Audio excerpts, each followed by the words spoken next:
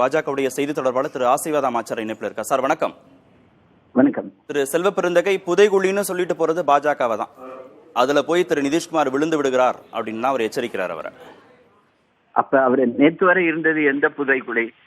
அதாவது நீங்க யோசிச்சு பாருங்க, 2019 தேர்தல்ல, லோக்சபா தேர்தல்ல எங்க கூட இருந்தார். எல்லா சீட்டுகளையும் நாங்க ஸ்வீப் பண்ணோம். 2020 எங்க கூட இருந்தார்.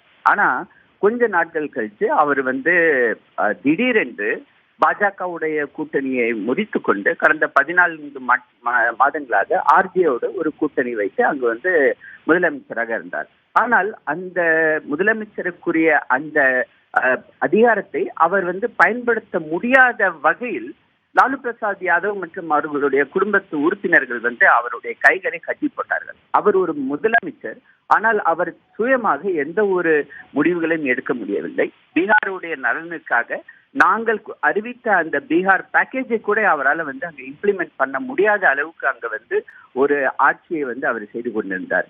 அவருக்கு அப்பொழுதுதான் உணர ஆரம்பித்தார், நம்மளுடைய கூட்டணி ஆர்ஜேடியோடு தொடர்ந்தால் இந்த குடும்ப ஆட்சிக்கு நம்மளை நாமளே சரண்டர் பண்ணிவிட்டால் பீகாருடைய மக்களுடைய நலம் பாதிக்கப்படும். அதன் காரணமாக நாம் இந்த கூட்டணியை விட்டு விலகி போறதுதான் நல்லது என்ற ஒரு முடிவை அவர் எடுத்திருக்கிறார்.